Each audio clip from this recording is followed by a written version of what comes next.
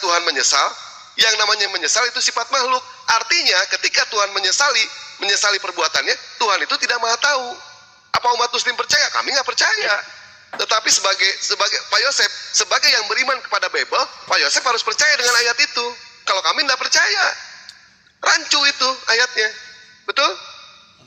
Lalu ini ayat palsu. Kan saya tadi udah bilang, ayat aslinya kemana? Wahyu 10 nomor 10. Iya, dimakan itu sama Yohanes. Injil asli itu.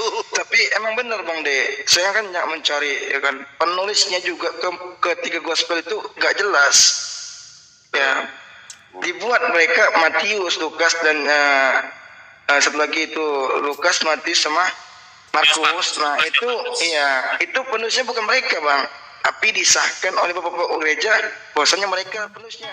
Tapi kan tidak tertutup ada di nas Bible Anda kan gitu. Bang, kalau tidak pernah menyesal, tidak pernah marah, dan segala sifat-sifat manusiawi itu, Allahnya seperti apa di Islam? Laisa kamislihi syai'un. Allah itu berbeda dengan makhluknya, berbeda dengan ciptaannya. Itu di dalam Islam seperti itu. Kalau abang mengatakan seperti apa, kami tidak tahu. Seperti apa Allah itu, kami tidak ada yang tahu. Karena belum ada catatan di dalam Al-Quran bahwa seseorang itu berjumpa dengan Allah Subhanahu wa taala. Bahkan ketika Rasulullah Mi'raj, apakah Rasulullah melihat Allah? Tidak, tetapi mata hatinya seolah-olah melihat Allah. Mata hatinya ya. Bahkan jelas di dalam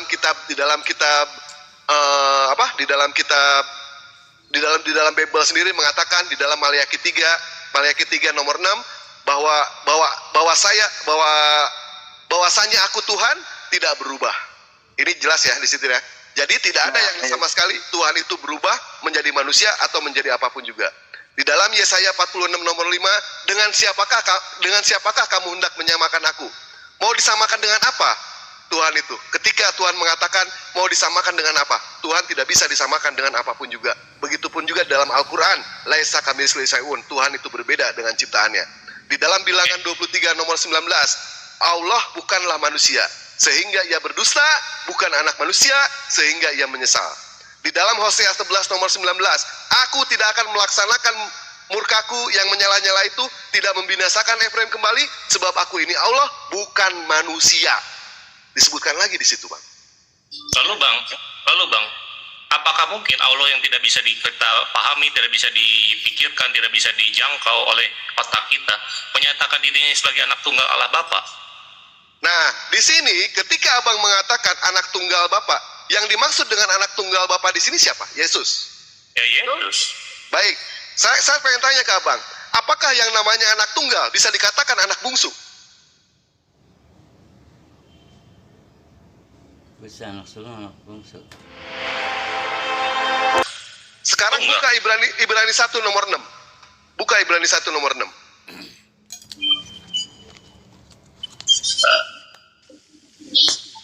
Ibrani 1 ayat.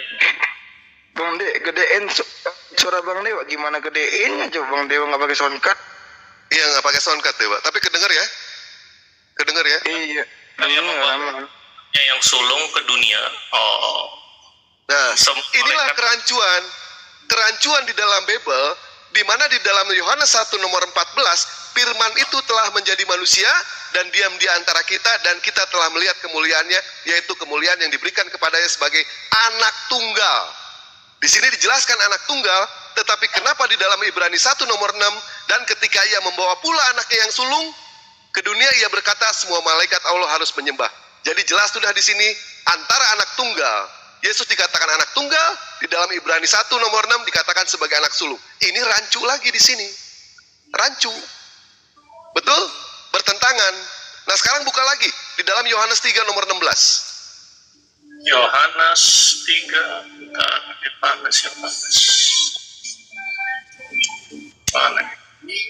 Yohanes 3:16.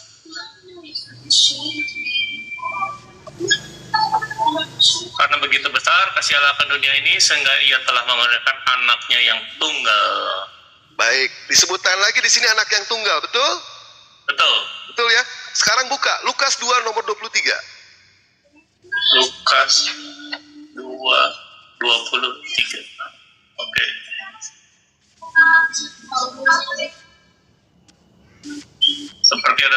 hukum Taurat semua anak-anak laki sulung harus dikuduskan.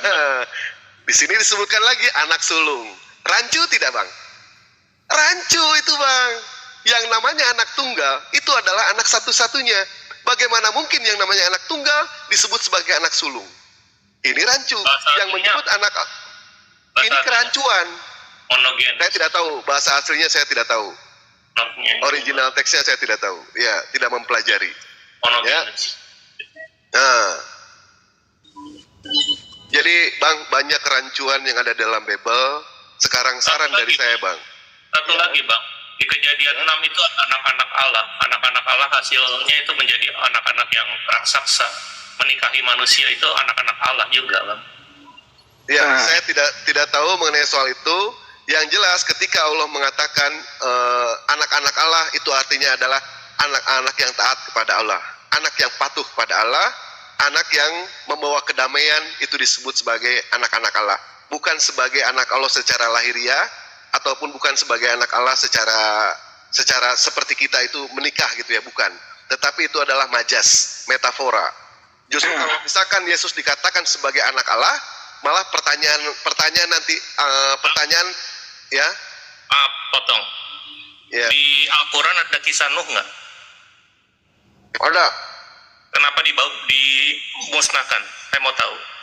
Baik, Sekali lagi, Palip. Hah? Palip, sebentar. Palip, silakan jelaskan di dalam Al-Quran mengenai soal Nuh. Kisah Nabi Nuh itu tertulis juga seingatku di surah Hudiyah. Itu kenapa dimusnahkan? Karena ajab bagi kaum Nabi Nuh yang selalu menolak dakwanya Nabi Nuh. Itu aja poinnya. Pak Alif diceritakan kenapa sampai diajab, karena pada saat ketika yang namanya terjadi penyelewengan, penyimpangan itu di zaman Nabi Nuh. Di zaman Nabi Nuh, orang pada saat itu menyembah 5 orang pemuda yang soleh. Ya, maka dari itulah dimusnahkan sama Allah. Bukan karena anak-anak Allah melihat anak perempuan cantik-cantik, mereka mengambil istri perempuan itu yang disukain sampai melahirkan raksasa-raksasa. Itu semua ngaco. Kejadian 6 Saya tidak tahu kalau itu. Yang jelas kalau di dalam Al-Quran diceritakan seperti itu. Yang satu melakukan yang namanya hubungan sejenis, yang kedua mereka melakukan penyembahan terhadap 5 orang pemuda. Diceritakan Sodom dalam dan Al-Quran Gomora seperti itu. itu mah Sodom dan Gomora itu sejenis mah. Sodom dan Gomora setelah Nuh itu mah. Oh, Lut itu ya, Lut, maaf Itu salah. Lut itu mah. Baik, salah saya salah, maaf. Nah itu di dalam Islam kami percaya, kami di situ diberikan informasi sama Allah ketika di zaman Nabi Nuh itu, pada saat itu banyak yang melakukan penyembahan berhala. Dimulainya di situ bang, bukan di zaman Nabi Isa, bukan, tapi di zaman Nabi Nuh alaihissalam. Kita ke Allahnya kita, Allahnya Al-Quran dengan YHWH-nya Talmud atau anak itu sama tuh nggak? YHWH. Dalam kepercayaan Yahudi mempercayai kalau antara Tuhannya orang Yahudi dengan umat Muslim itu adalah sama, memiliki sifat yang sama. Kami umat Muslim berdiri sendiri. Kami tidak mau menyamakan. Mereka yang menyamakan. Di dalam Yahudi, kepercayaan Yahudi, nama Allah itu ada 72, ya, 72. Ingat 72? Sekarang saya pengen tanya, 7 tambah 2 berapa Bang Yosef? 9. Di dalam Islam ada 99 Asmaul Husna. 9 tambah 9 berapa Bang Yosef? 18. 1 tambah 8 berapa Bang? 9. Baik, 9. Itulah Asmaul Husna Allah Subhanahu wa taala 99. Karena yang namanya angka 9 itu adalah angka mutlak, angka 9 adalah angka milik Allah. Kenapa? Karena 9 dikalikan berapapun juga tetap hasilnya akan 9. Itulah Asmaul Husna Allah Subhanahu wa taala. Di dalam Yahudi ada 72, sedangkan di dalam Islam ada 99. Tetapi tetap totalnya adalah 9. 9 kali 3 berapa Bang Yosef? 27. 2 tambah 7? Ya, 9 ya. 36. 9 kali 4? Ya, semuanya 9, benar. Benar. Itu. Betul. Apalagi Bang Yosef? Kalau gitu, kalau misalkan ini sama, jadi sama atau berbeda? Saya bingung. Kalau Sama. ininya Sama. kenapa nggak pakai YHWH? Lah, di dalam Islam nggak ada disebutkan YHWH. Karena di dalam kekristenan mengatakan itu belum menyatakan namanya, tetapi baru menyatakan namanya itu di dalam Al-Qur'an. Oh. Begitu. Oke. Ah, Jadi dan satu lagi, Oke. Gimana? satu lagi Bang Yosef ya, salah satu yang namanya Asmaul Husna itu terdapat di dalam tangan kita. Mungkin Bang Yosef belum ya, belum tahu ya. Nggak ngerti Asmaul Husna apa itu teh? Nggak ngerti Baik, saya. Bang Yosef. Nah, disinilah Bang Yosef, lihat di sini di tangan kanan kita ini angka 81 aksara Arab, Bang Yosef. Aksara Arab itu 81. Di tangan kiri kita, Bang Yosef, ini angka 18, Bang Yosef. 18. Nah, antara 81 ditambah 18 itu berapa, Bang Yosef? Ya, 9. 99. Lah itulah Asmaul Husna Allah Subhanahu wa taala. Nah, tangan kita ini Bang Yosef ya, tangan kita ini ada lafaz di sini alif lam ha. Ini Allah. Lafaz tangan kita. Hah? Nah, terus Asmaul Husna adanya di telapak tangan kanan kita. Garis tangan. Garis tangan. Ini kan 81 Bang Yosef. Aksara Arab itu 81. Aduh, ntar lu gua naruh handphone gimana nih, susah amat sih ya. Aduh, ntar lu.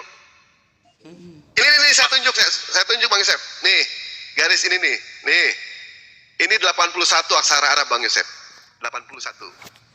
Jadi nama Allah teh 9. Gak usah teriak-teriak, berisik. Bisa.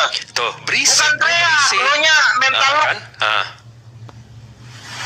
Brother Jibril, the comments are saying I have to turn on my camera, so can I come back in 1 minute? Maybe. Alright, we'll be here. Itu tambah 2 tambah 9. Di dalam Islam 99 Asmaul Husna. 9 tambah 9 berapa? Iya. 18. 8 tambah 8 tambah 1 berapa? Bukannya nggak teriak-teriak bro. Ketika orang ada bersemangat berbicara, kita tidak bisa menahan orang. Silakan, Kita tidak bisa menahan orang. Kalau ngomong saya nggak enak, ini saya napas aja Bang Luga penuh suara. Oke, Ini di telinga. Ini semangat nih. Ini suara itu Misalkan setiap itu cocokologi. setiap negara Coba kan mungkin sekarang berbeda bantah cara pernyataan saya. bercandanya dan lain Bantah. sebagainya, ya kan. Nah, minimal jagalah kesopanan, Bantah jangan pernyataan sampai saya mempermalukan kalau Indonesia. Gitu loh, jangan teriak gitu tadi. Lu dikasih tahu juga tahu, Bisa nggak emang membantah kampret pernyataan lu dewa kan. ini? Iya, yang santai. Oke, pelan-pelan aja ya. Santai Tunjukkan lah. adabmu. Cuma kadang-kadang roh yang ada di dalam itu udah pengen kayak Cina gitu, udah pengen makan enak. Kadang-kadang itulah yang kadang-kadang berkuasa dia roh itu. Ya, Gak, what do you, gak, lu gak. Ini ada yang naik ini, siapa ini? Enggak, kita lagi nunggu. Tadi dia Kalau masih di Surabaya bro. dia lagi ganti account bang, biar bisa open cam. Ya, namanya siapa yang ganti akunnya? Namanya siapa sih? Nggak tahu dia. nggak Akun bilang. penggantinya namanya siapa? account. Oh, ini bulat. Ganti Masuk. account, tapi bulat juga. Cuma Oh, tadi tambah, cuma kan harus turun dulu biar Oke. bisa. oke. Lu gak kalau diajak makan nomor 1, dia namanya makan nggak mau lah, gimana sih? Makan. Gak, lu diem dulu gak? Masya Allah, akhi. Buset. Masya Allah. Masya Allah.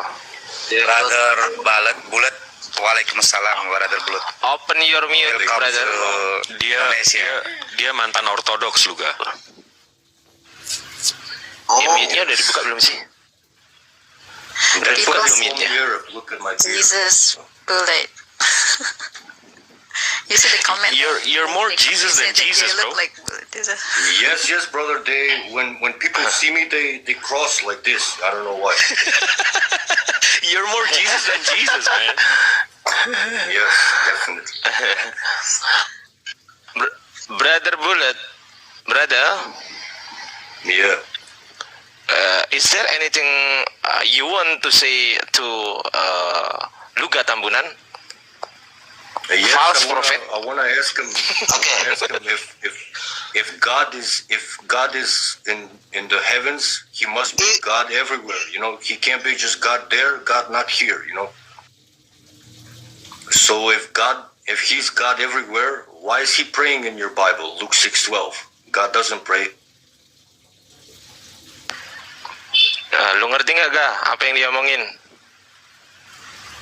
Lu Gak. Lu ngerti nggak barusan ngomong apa dia? Buka mic-nya. Kenceng suaranya. Buset dah. Oke, Jesus, ya, I'm give the statement. Jesus is not prophet. Jesus is the Son of God. If you 26 nomor 59. Mulai hari itu Mahkamah Agama dan imam-imam kepala melakukan kesaksian-kesaksian palsu. Salah satu kesaksian palsunya adalah Salam satu Tuhan.